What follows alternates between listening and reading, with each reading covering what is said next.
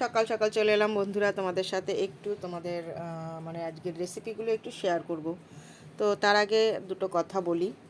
তো যেহেতু মনটা খারাপ, তোমরা অনেকেই জানো যে আমার বাবা হাসপাতালে ভর্তি, শরীরটা ভীষণ খারাপ, তবে আগের তুলনায় একটু ভালো আছে। তো যাই হোক, একটা কথা বলবো, যাদের মা বাবা আছে, একটু বয়স হয়েছে বা অসুস্থ, যাদের ছেলে মেয়ে আছে, তাদেরকে বলবো, অনেকেই আছো সম্পত্তির জন্য ভাই বোনের সাথে ঝগড়া বিবাদ, অনেক কিছুই তোমরা কথা বন্ধ। তাদেরকে একটা কথাই বলি, বাবা মার সম্পত্তির উপরে যেমনি তোমাদের অধিকার আছে, সেরকম কর্তব্যের উপরে তো সবার অধিকার থাকা উচিত। কর্তব্যর বেলা অনেক ছেলেমেয়েরাই আছে কর্তব্য করতে চায় না, কিন্তু সম্পত্তি বা বাড়ি গাড়ি টাকা পয়সা যেগুলো বাবা মার থাকে, যেইটুকুনি থাকে সেইটুকুনির উপরে তাদের অধিকার ফলাতে আসে।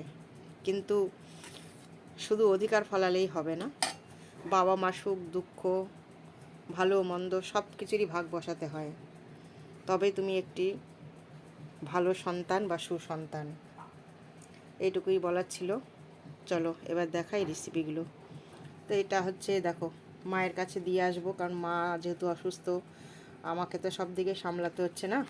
তো এই তরকারিটা মায়ের কাছে দিয়ে আসবো। ভাত, এই যে ভাত হয়ে গেছে, মা দুপুরে খাবে, আবার রাত্রেবেলাও দেবো।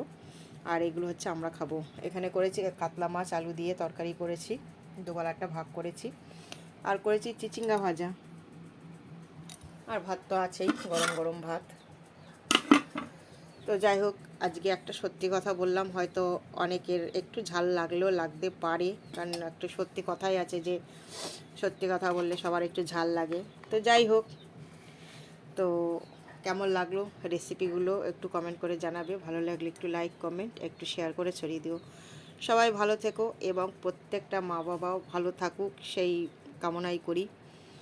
তো যে সকল ইউটিউব বন্ধুরা আমার এই ভিডিও দেখো বা দেখছো, সকলকে বলবো একটু সাবস্ক্রাইব করে আমার পাশে থেকো, যাতে একটু এগিয়ে যেতে পারি। আর ফেসবুক বন্ধুরাও অবশ্যই বন্ধু করে পাশে থেকো। সবাই সুস্থ থেকো, ভালো থেকো, সবাইকে টাটা। আবার দেখা হবে নতুন দিন নতুন কোনো রেসিপির সাথে। চলো টাটা, থ্যাংক ইউ।